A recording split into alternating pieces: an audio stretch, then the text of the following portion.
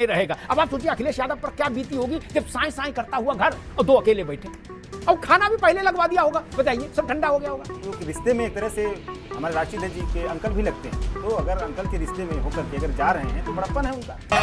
झूठ बोल रहा है। बात अशोक भाई ने कही कि वो रिश्ते में चाचा भी लगते हैं, ठीक है, तो चाचा लगते तो चाची भी तो हैं। चाची के साथ फोटो क्यों नहीं आई? चाची को भी तो पूछेंगे कि चाची प्रणाम। वो कहीं हाँ बेटा आओ, अच्छा है, कुछ खाओ पियो खाओ पियो, दंड पे लो, यहाँ जेल में बाकी हम हैं।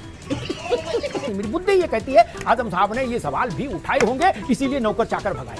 मान लीजिए पत्नी को पति को टाइट करना है, क्या बोले तुम्हारा चाल चलन ठीक नहीं लग रहा, तो बच्चों के सामने तो नहीं करेगी।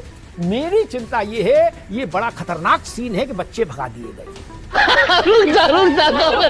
बोले राजी हो जाएंगे तो फिर कंधे बैठ जाएंगे, क्या फिर कंधे के लिए घूमो, हाथी घोड़ा पाल की जय कन्हैया लाल की करो।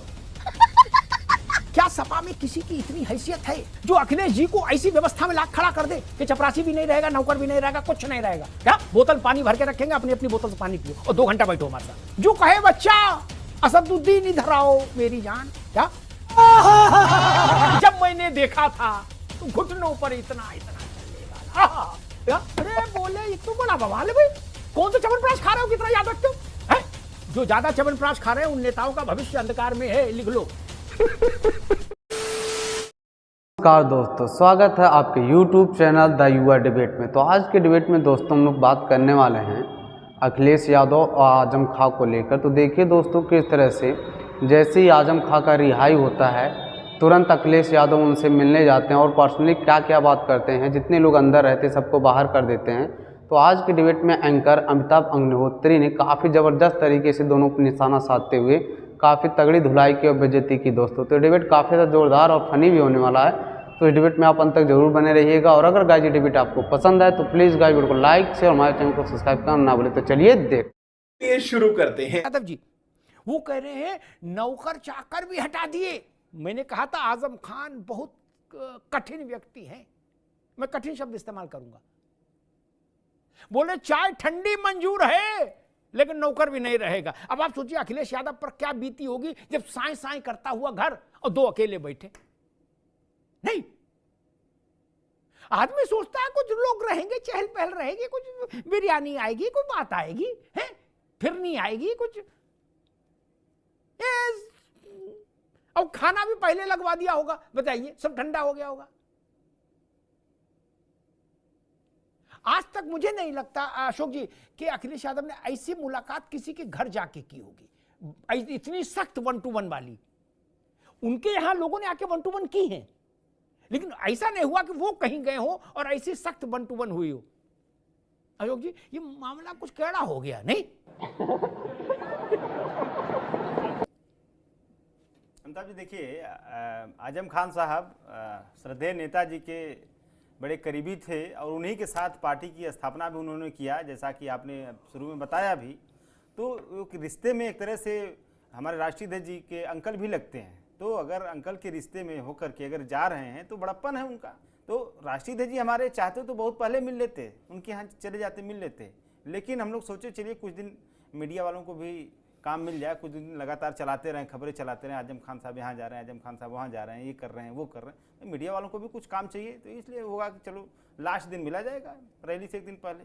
अच्छा, दूसरी बात, आजम खान साहब को लेकर के जो राष्ट्रीय अध्यक्ष जी ने मुलाकात की, और मुझे लगता है कि इतनी आत्मीयता भरी मुलाकात बिरले ही देखने को मिलती है। जिस तरह से आजम खान साहब ने उनके माथे को चूमा, जिस तरह से उनको मतलब उनकी आपस में जो मुलाकातें हुई। अब चूंकि मीडिया में खबरें नहीं चल रही है कि उनके परिवार कोई नहीं था, जबकि वहाँ पे जो लोग थे, हमारे जो सूत्र हैं पार्टी के जो लोग थे वहाँ पर बताया कि परिवार के हर सदस्य से मिले आजम खान साहब के, हमारे राष्ट्रीय अध्यक्ष जी हर सदस्य से मिले। बाकी बात हुई अकेले हुई नहीं हुई, दैट इज डिफरेंट पार्ट, लेकिन परिवार के एक सदस्य से मुलाकात हुई राष्ट्रीय अध्यक्ष जी की। अब सब लोगों ने गर्मजोशी से स्वागत। Let us as it is. अगर आजम खान ने ये न कहा होता कि ईद के वक्त पर मेरे आंगन में मेरी बीबी, मेरे बच्चे और मेरी बहू रो रहे थे, कोई पूछने नहीं आया, किसी ने टेलीफोन नहीं किया, मैं मान लेता कि ये अंडरस्टैंडिंग थी कि तूल ना दिया जाए। वो तो चिल्ला चिल्ला करे कि दैया कोई आया नहीं। जब वो जेल से छूटे उनसे पूछा गया कि भाई बड़े नेता नहीं आए, तो उन्होंने कहा जब मैं छोटा आदमी हूं तो मुझे कौन लेने आएगा, बड़ा आदमी होता तो बड़े आते। ये और मैं इस बात से सहमत हूं जो बात अशोक भाई ने कही कि वो रिश्ते में चाचा भी लगते हैं, ठीक है। तो चाचा लगते तो चाची भी तो हैं, चाची के साथ फोटो क्यों नहीं आई, ये प्रश्न है। बात तो सही है। और दो भाई है, एक भाभी है घर में, आजम साहब के बड़े बेटे की पत्नी अदीब की, वो कहां है भाई। ऐसा तो नहीं हो सकता कि हम चाचा से मिलके 2 घंटे बैठ जाए और चाची का हाल ही चाल ना जाने। चाची को भी तो पूछेंगे कि चाची प्रणाम, वो कहीं हाँ बेटा आओ, अच्छा है, कुछ खाओ पियो। और ये नाश्ता पानी खाना पीने वाला डिपार्टमेंट तो चाचियां ही संभालती हैं। वही आ जाता बिरयानी परोसती हुई बेगम साहिबा, तब भी लगता चलो भाई चाची ने भी कहा कि ठीक है। 3 ऐसे पॉइंट मुझे दिखते हैं अशोक भाई, आपका तवज्जो चाहूंगा, जहां से अखिलेश मुलायम सिंह के परिवार और आजम खान के बीच में एक आजम खान के पार्ट पर एक गहरी खाई पैदा हुई, और वो लॉजिकल है, तर्कपूर्ण है आजम के विषय। नावेद बाबू आप भी सुनो। पहला, आजम खान कहते हैं व्यक्तिगत बातचीत में कि नेताजी गायत्री से मिलने गए।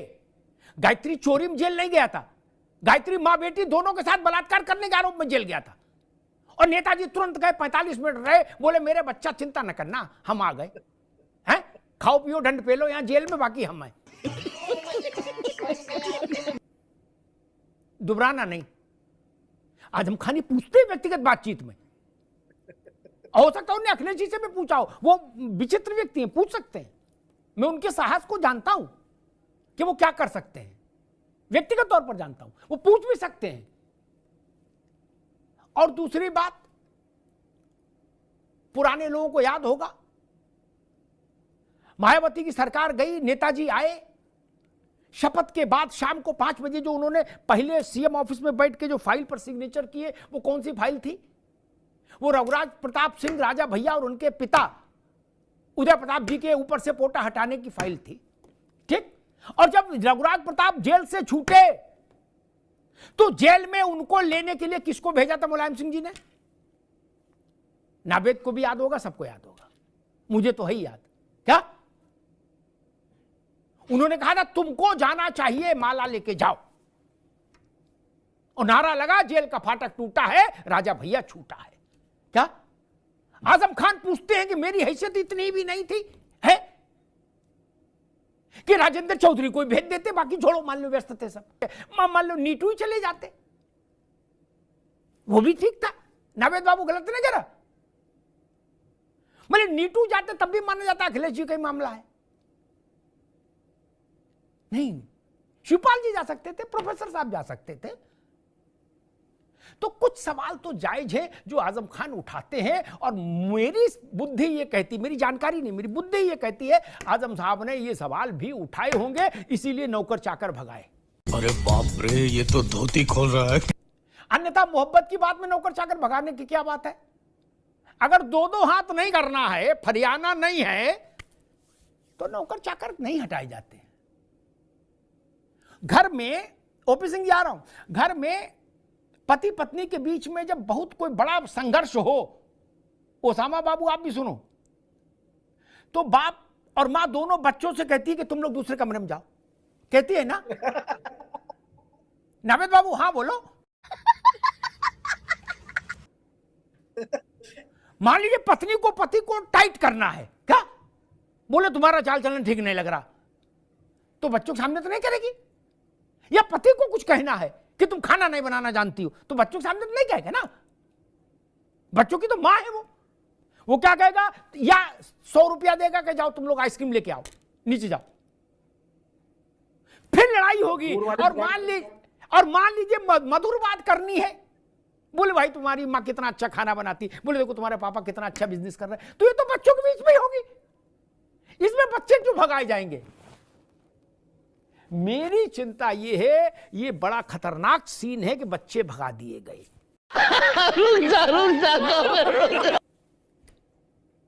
और जब बच्चे भगाए गए परिवार में, तो फिर जो कमरे में हुआ वो कम से कम मोहब्बत तो नहीं होती है,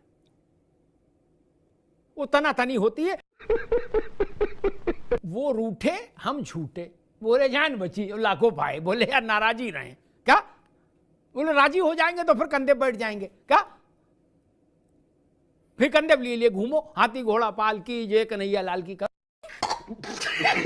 क्या सपा में किसी की इतनी हैसियत है, किसी से पूछ लो, किसी नेता की, जो अखिलेश जी को ऐसी व्यवस्था में लाख खड़ा कर दे कि चपरासी भी नहीं रहेगा, नौकर भी नहीं रहेगा, कुछ नहीं रहेगा, क्या बोतल पानी भर के रखेंगे, अपनी अपनी बोतल से पानी पियो और 2 घंटा बैठो हमारे साथ, कोई कर सकता है? नहीं। नदवी साहब की पार्टी के जो सरबराह हैं ओवैसी साहब, असदुद्दीन ओवैसी, मेरा वास्ता इनके अब्बा से रहा पत्रकार के नाते। अब कोई ऐसा हो जाए जो कहे बच्चा असदुद्दीन इधर आओ मेरी जान, क्या तुम कहां घूमते रहते हो? तो यही ओवैसी साहब मुफ्ती से नदवी से कहेंगे भाई इसको हटाओ, इसको चिट्ठी जारी करो, क्या ये सबके साथ है? कोई ऐसा मामला फंस रहा है क्या नावेशी को? ये मनोविज्ञान की बात है, इसको पार्टी विशेष से मतलब नहीं, ये ह्यूमन टेंडेंसी है मेरी समझ ये कहती पॉलिटिक्स में। इंदिरा जी के समय से तो हम लोग देख ही रहे हैं। जवाहरलाल जी के जाने के बाद शास्त्री जी का छोटा सा कार्यकाल रहा, उसके बाद इंदिरा जी का लंबा कार्यकाल रहा। तो पुराने लोग जानते हैं इंदिरा जी ने सबसे पहले उन्हीं लोगों की व्यवस्था की जो इंदू बोलते थे उनको, कैसी हो बच्ची बेटिया इंदू, क्या पंडित जी ने हमसे कहा था कि बैंगन की सब्जी मत खाया करो, क्या उन्हें इनको पहले हटाओ जो बता रहे पंडित जी ने कहा था, क्या भगवान। Madam Indira ji, madam prime minister, तीसरी बात नहीं सुननी। और Indira is India, India is Indira, ये बोलो, क्या वो नहीं कि हमने तुमको देखा, तुम इतनी सी थी, पांव में पायल पहनी थी, चमक चमक करके आ गई पंडित जी की गोद में बैठ के। उनने कहा इसको इतना याद है, बोले इसको टिंचर दो वो बाहर करो, हाँ विदा करो भैया, ये ज्यादा याद कर लिया। जो नहीं याद करना वो याद कर लिया, जो याद करना वो याद ही नहीं कर पा रहा। कहना ये है कि Indira is India, India is Indira, और बता रहा है कि तुम जितनी सी थी। तमाम खबरें चलाई गई, हमारे राष्ट्रीय अध्यक्ष जी नहीं गए जेल में मिलने, राष्ट्रीय अध्यक्ष जी ये नहीं किए वो नहीं किए, सड़कों पे नहीं समाजवादी लोग, देखिए हम देखते हैं लगातार चैनल वाले चलाते हैं, देखिए राष्ट्रीय अध्यक्ष जी हमारे जेल में नहीं गए मिलने आजम खान साहब से, या समाजवादी पार्टी सड़कों पर नहीं आई आजम खान साहब को लेकर के। ये हमारी पार्टी और आजम खान साहब के बीच का मामला है, ये उन लोगों की आपस की अंडरस्टैंडिंग थी कि इस मामले को ज्यादा तूल नहीं दिया जाए, क्योंकि जब कानूनी लड़ाई है तो हम लोग उसको कानूनी तरीके से लड़ें।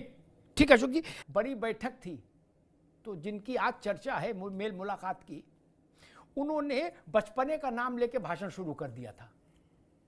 मुलायम सिंह जी थे उसमें बैठक में, उन्होंने तस्करा शुरू किया बचपने का नाम लेके कि जब मैंने देखा था तो घुटनों पर इतना इतना चलने वाला।